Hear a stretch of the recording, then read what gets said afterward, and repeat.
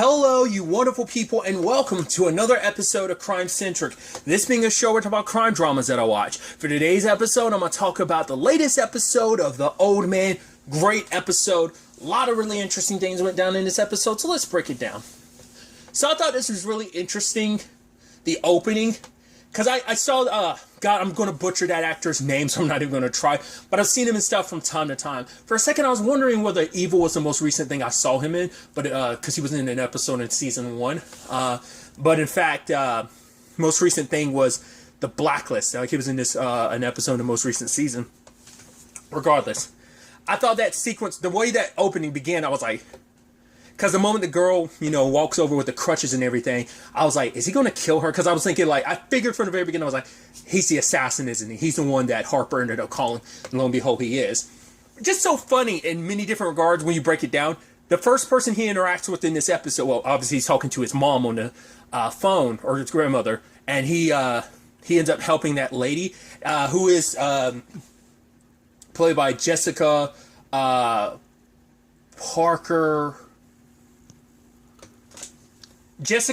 Kennedy. I can never get her last name right in my head, but obviously I best know her as Nora West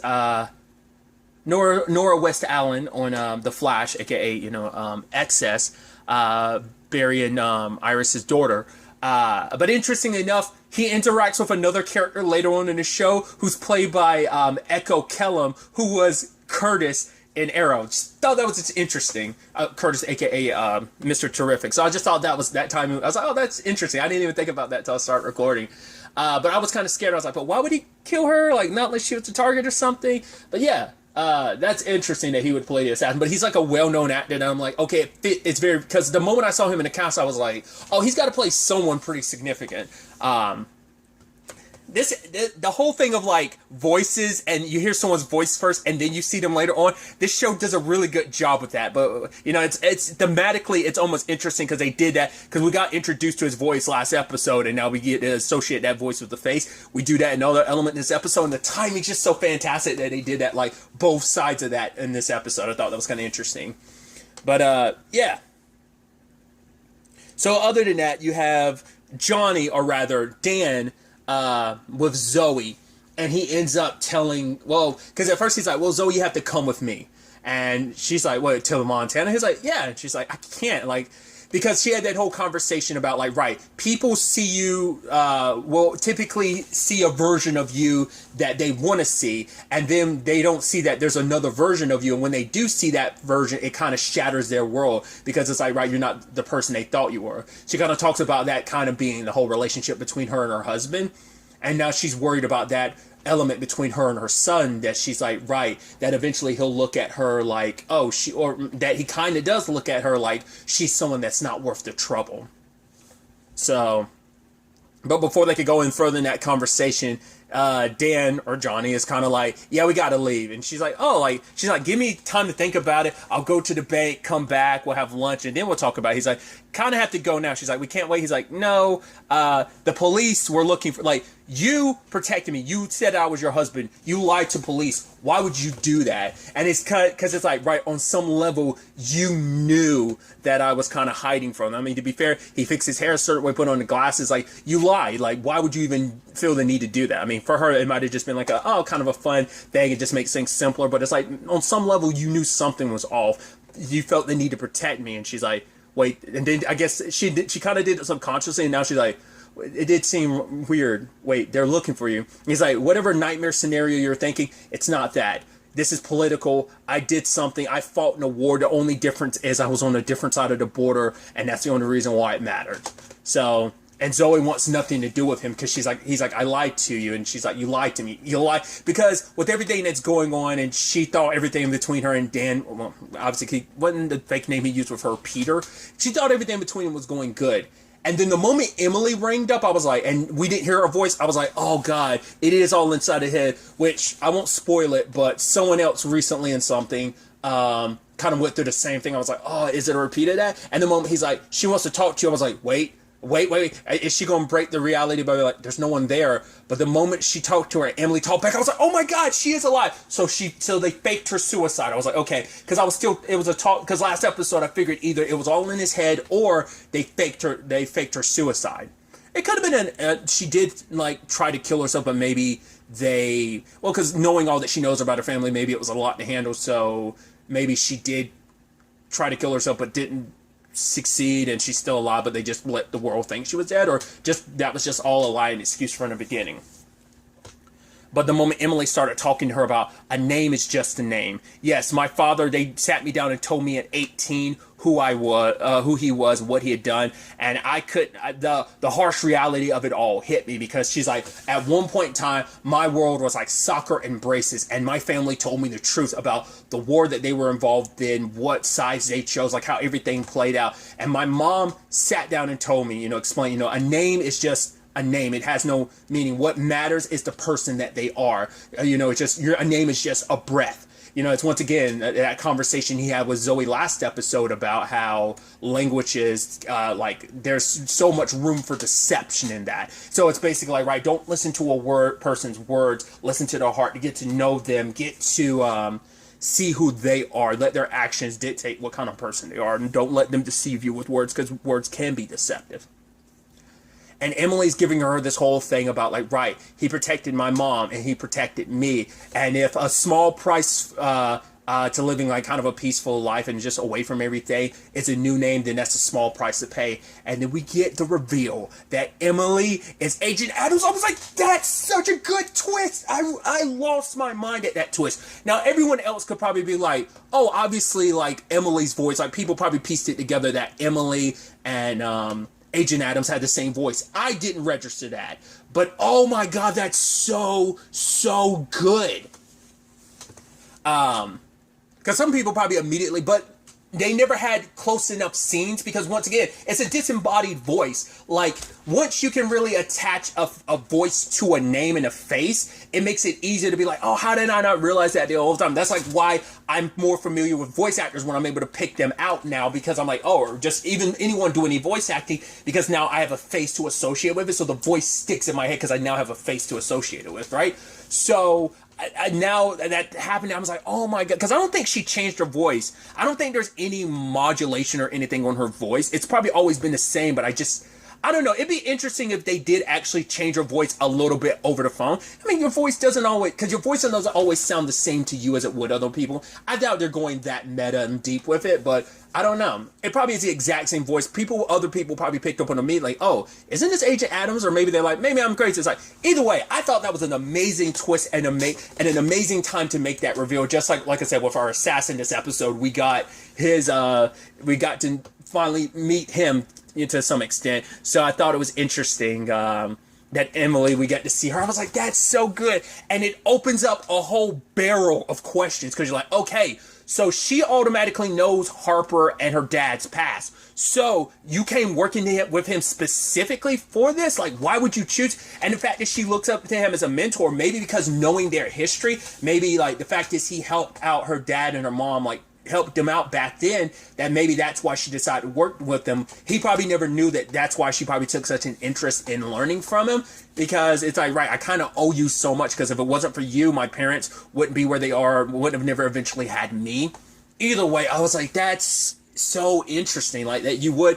But I mean, it helps now too, because she's like in the lion's den, she's able to keep an eye on things. I mean, her dad's a step ahead. Like, he probably ended up, because she talked to her dad before she found out all the ins and outs of it, but, well, she might have found out some information ahead of time to let her dad know, because the sad thing is that Harper's the one, and wasn't his name Harold? John Lithgow's character? I think I was calling him his first name the first two episodes. I want to say it's Harold. He helped, Water's already jumping down his throat being like, oh, you're helping this guy escape. I can't help but feel like that has happened again.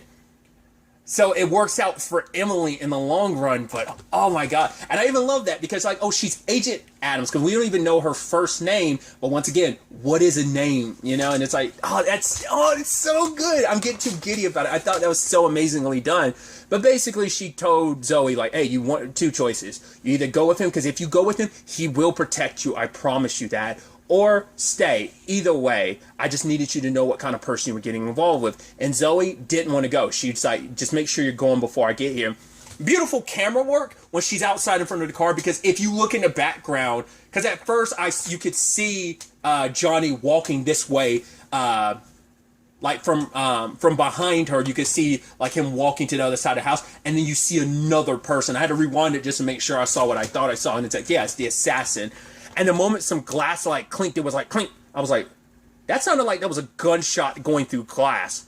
It totally was, but it was like from the house. Because wasn't the whole thing too, like, silencers aren't as, like, silent as movies and video games make them seem. Like, they're actually still fairly loud.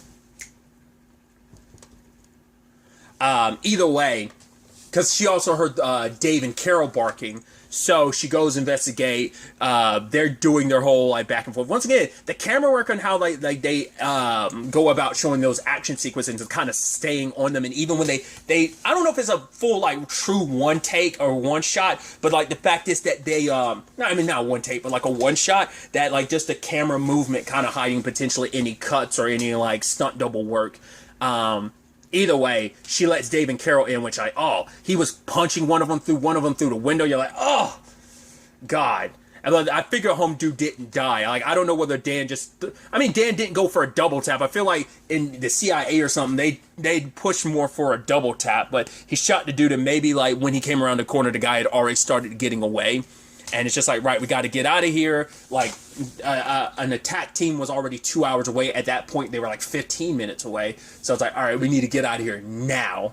But Zoe wanted nothing to do with it. It's like, but now it's like, right, we don't know who to trust, because even if you go to the cops, like, that could still be a complicated place. So when we do cut back to Dan and he's like shooting that drone out of air, I was wondering at first, I'm like, well, we don't see Zoe. I was like, is she in the trunk? And they do a good job of making you go like, he probably killed her. I mean, he had that whole thing last episode when the cops like revealed who he was to her, that he had no choice but to kill her. And it's like, go with me. And she's like, no, I see you. And he killed her.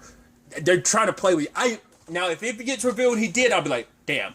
But I'm sure he didn't. He doesn't want to. It is still effed up on his part that you drag someone innocent into like your mess. Like, lonely or not, you had no right dragging her into this. It's already bad enough your daughter is mixed up in this, but your daughter's always knew what was what since she was 18. And since I'm back on the Emily subject, I guess I do get the answer of like, oh, I wonder will we ever get to see Emily? I was like, oh, will she always be the voice on the other side of the phone? I thought even more so because I was like, oh, maybe she's actually dead. And, with the whole, like, oh, she committed suicide back when she, when we learned that in episode 2. Like I said, it was still a toss-up, but now we have a, name to the face and everything. So I love that.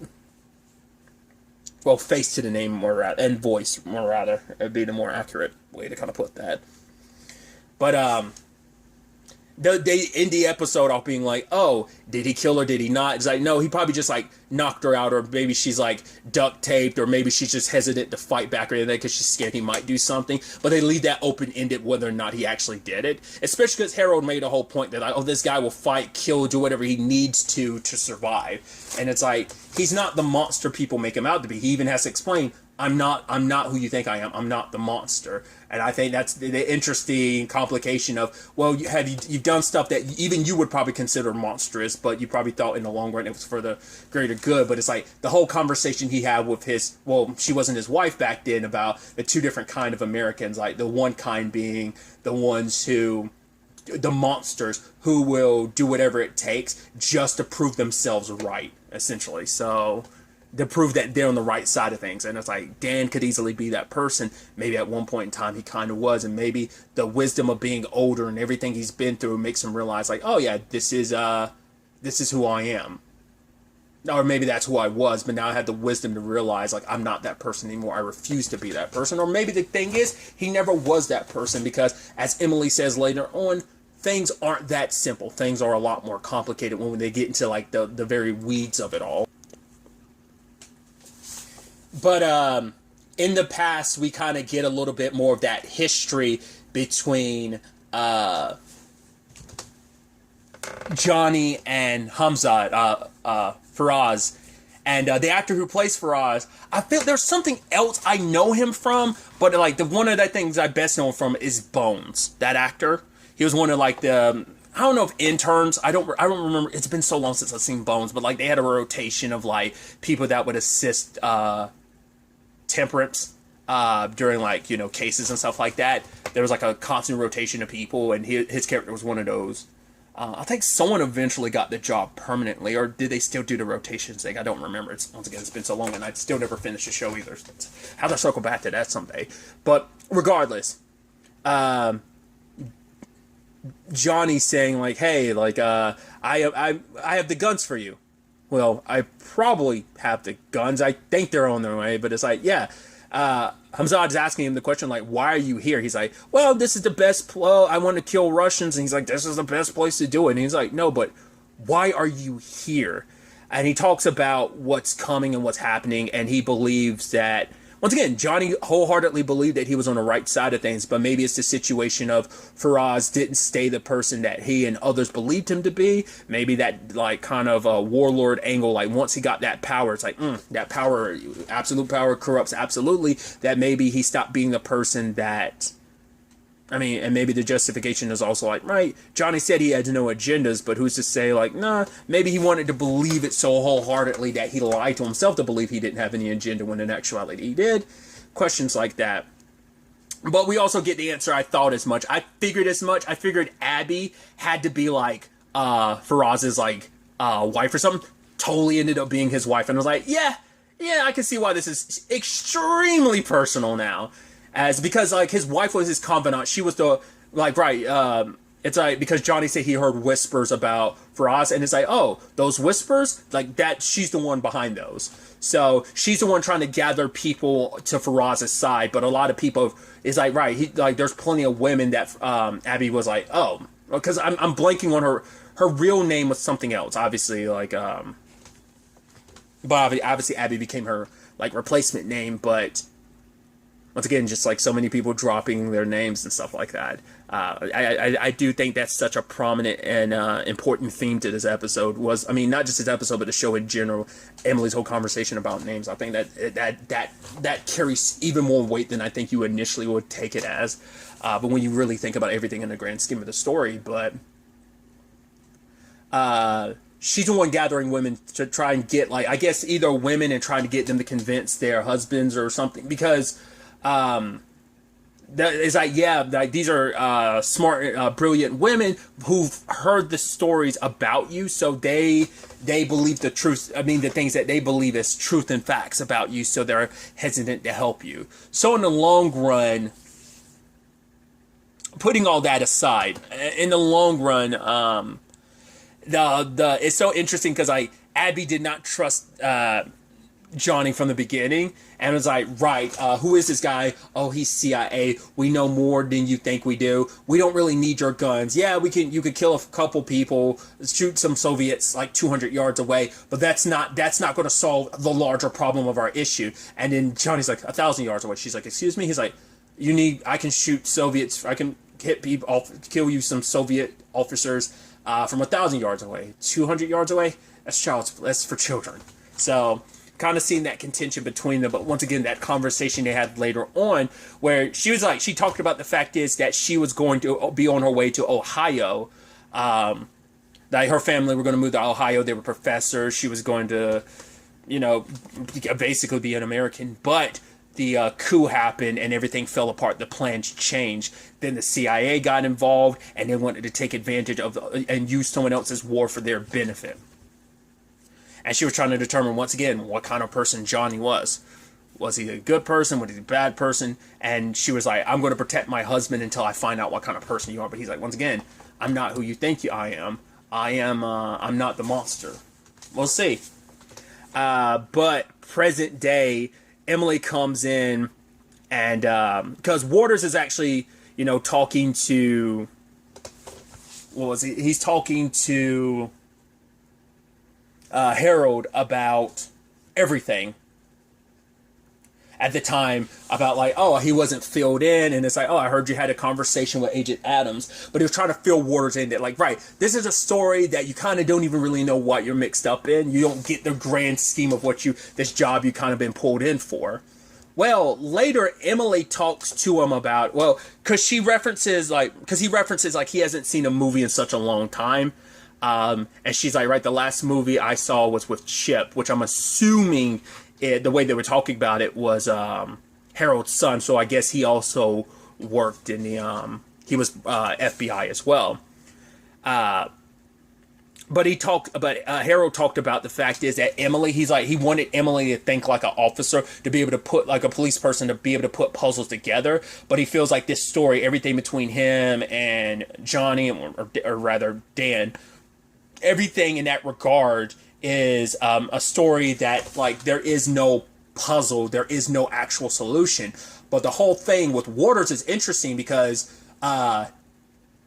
Agent Adams did some legwork and found out no one likes the guy. Literally everyone hates him because he's a nosy motherfucker. It's like, he's the nosiest motherfucker in the CIA. You're like, you would think that'd be the last person you'd want, but I guess it's like you need someone in the CIA like that. But it's like, how do you keep that job? I mean, I guess it's like there's nothing, he hasn't done anything fireable, or maybe he just has those type of connections, but it's like, yeah, he's nosy. When he gets a sniff of something, he doesn't let it go.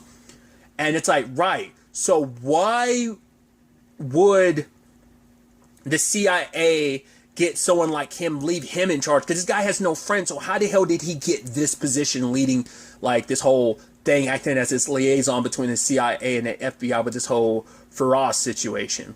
So Emily comes into the room, Agent Adams goes into the room with Harold to talk to Waters, because the moment Dan got away, he assumed like, oh, you helped him get away again, Faraz is not going to be happy. And he's like, you're the second person today tell me that Faraz is going to get whatever he wants. And now it's like, the CIA didn't send you here, Faraz did. He handpicked you for some reason, which immediately I'm like, are you Faraz's kid? Is that what this is going to be about? Like, are you his embedded kid or something? But it's like, oh, he was looking for someone like you, or not just you, but anyone like you, someone he knew that was nosy, who's going to start shaking the bushes to get, because he's after something. Because for Harold, it's like, yes, it's dangerous, it's messed up, all that happened, but it happened 30 years ago. It's kind of open and shut. So what is it that, because Faraz knows everything that went down, because we all know what went down. So what is it that he's looking for? Because he's trying to shake these bushes loose now after all this time, because he needs answers to some question. So it's like, okay, so, and Waters is like, okay, so what do you know? It's like, well, Johnny, like, fucked Faraz's wife, and they like went off together. But he's like, and I know because I helped that whole situation happen. But he's like, but she died a couple years ago, so obviously Faraz has got to have that information. So why is he coming now? You know, because even he was like, yeah, because I thought this was a revenge story. It's like, no, he's looking for an answer. And the look on Emily's face, I'm like, at first I think it's just hearing her family story just condensed down to like not the nuance and complication that it was. But then I was also wondering, is she picking up, is this about her? Does Faraz know she exists? It's like, oh, you took my wife from me, I'm going to take your daughter from you because technically she's my daughter because you took my wife from me. I'm like, not unless we end up finding out the fact is that she's actually, you would assume she's got to be Johnny's kid. But I was like, not unless she was pregnant before. Well, that might have been extra motivation for them to leave, is because she was pregnant with Emily when they ran off together. Maybe that was kind of a part of the inciting reason why they did that.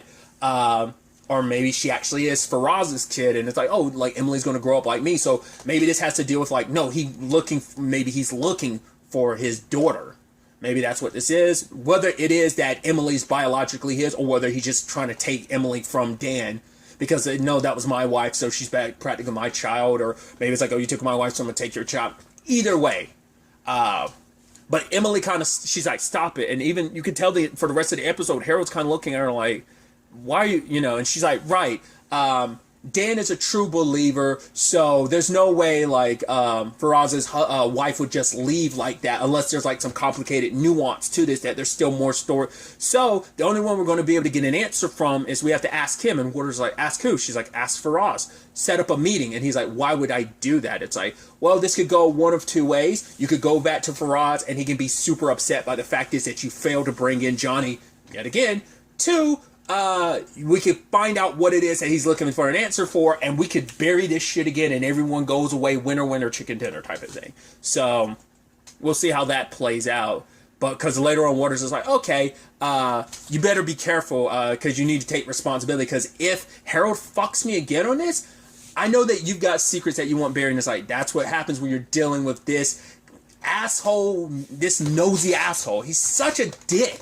It's like, man, I mean, I guess he's like, I ain't trying to make any friends, but I'm like, what does Faraz see in you beyond just the whole, like, you being a nosy motherfucker? It's like, there's got to be something else to that. Once again, whether he's Faraz's kid, that's probably not going to be the case, but it's like, the fact is, like, you seem like you're so okay with, I mean, what is Faraz getting out of this? That's what I'm, like, beside this information, like, what is he offering the U.S. government that they're, like, super okay with all of this? Why he ended up, besides you just being a nosy motherfucker, why did he choose you? But he's telling Emily, like, oh, like, if you have any secrets, like, I'm going to unearth them and basically use them against you. So it's just like, you can tell she hates his guts, and then, like, he's going to be, as someone with some deep secrets, it's going to be complicated having that fucker around, especially if things go sideways. He's going to use it as an excuse. If not, he's probably already going to be loading his gun with, like, by that, I mean, in the metaphorical sense of, whatever he can dig up on Emily, he's probably already going to do it, but whether he's going to pull the trigger on it, it's just whether or not, it's going to be the big question. So the truth is going to come out eventually. The question is, who's going to figure it out first? Is it Harold? Because the way Harold's looking at it, he's like, he knows something's up with Agent Adams, but it's like, whether it's him or whether it's Waters, who's going to find out the truth about her first? And if Harold finds out first, will he try and protect her? Because protecting her, because this is also, he wants all this buried because he wanted to protect his secret. Now it kind of escalated beyond that. I mean, hell, you did send an assassin after him. I mean, hell, luckily luckily he failed, for now, because he's still alive and kicking, and he's also got allies. I don't know if that's family, whether that's a partner of his that they work together on this. Who knows? But Emily still doesn't know that you sent an assassin after her dad. So, because him and Emily haven't talked since before the guy showed up. And I'm sure Harold was probably almost hopeful that it's like, all right, was there going to be a body at the house? He probably was hopeful, like, maybe it's Dan, but he wasn't sure. But he was probably hoping, like, okay, is my assassin dead? Is my assassin? Okay, good. Because if his assassin was dead, that would have opened up a whole other Pandora box of, like, who the hell is this? How did he get here? That would open up a whole bunch of questions that Harold isn't ready to kind of have to cover his ass for. So it's like, all right, so we're still in on this, which also is still sus because it's like, right, you didn't want it to come down to this, but you still did send someone after Johnny. Once again, you don't even know that the person you cherish and care about so much, Agent Adams, that it's her dad you're sending after, that guy after. So, dude, like I said, great episode. Some interesting twists in development. I'm so excited to see where the next episode takes us going forward with all of this. But really, that's all I want to talk about. Till the next time we meet, be happy, be safe, live life to the fullest, and enjoy it. Good day, and goodbye.